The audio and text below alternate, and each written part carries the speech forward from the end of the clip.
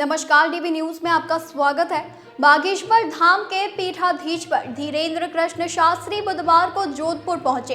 वे रावत नगर में एक नव विवाहित जोड़े को आशीर्वाद देने उनके घर गए। एयरपोर्ट पर उन्होंने महाकुंभ के महत्व पर बात करने के साथ ही कुंभ में वायरल वीडियो पर भी चर्चा की। महाकुंभ में अपनी खूबसूरत आंखों के लिए वायरल मोनालिसा गेरुआ धारण करने वाली महामंडलेश्वर की शिष्या हर्षा रिछारिया व IIT बाबा पर धीरेन्द्र शास्त्री ने कहा कि महाकुंभ अपने उद्देश्य से भटक रहा है, जो नहीं होना चाहिए। महाकुंभ में रील्स के लिए नहीं, रियल के लिए जाना चाहिए। वहां संतों के दर्शन करें, संगम में डुबकी लगाएं। जिस दिन महाकुंभ में जाने वाले लोग हिंदू राष्ट्र के लिए डुबकी लगा देंगे, उस दिन भारत में हिंदू राष्ट्र का बिगुल बज जाएगा।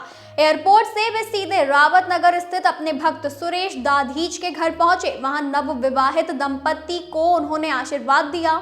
बता दें, बागेश्वर धाम के प्रमुख संत धीरेन्द्र शास्त्री ने महाकुंभ के महत्व को लेकर अपनी बात रखी और इसे सनातन धर्म की अद्भुत प्रकृति का प्रतीक बताया। उन्होंने कहा कि महाकुंभ को केवल रील्स में नहीं बल्कि रियल लाइफ में देखा जाना चाहिए। इसमें हजारों साधु संत शामिल होते हैं जो सनातन धर्म को जीवित रखने के लिए निरंतर संघर्ष कर रहे हैं, लेकिन रील्स में महाकुंभ को कुछ ही व्यक्तियों तक सीमित कर दिया है। वहीं धीरेन्द्र शास्त्री ने कहा कि हमने कमेंट किया, लेकिन उन बच्चियों पर नहीं किया है। उनकी कोई गलती नहीं है, गलती उनकी है जो महाकुंभ को उद्देश्य को भटका रहे हैं। धीरेन्द्र शास्त्री ने एयरपोर्ट पर मीडिया से बातचीत करते हुए कहा कि महाकुंभ भारतीय सनातन संस्कृति की एकता और भव्यता का प्रतीक है। ये केवल भारत में ही नहीं बल्कि विदेशों से भी लोगों को आकर्षित करता है।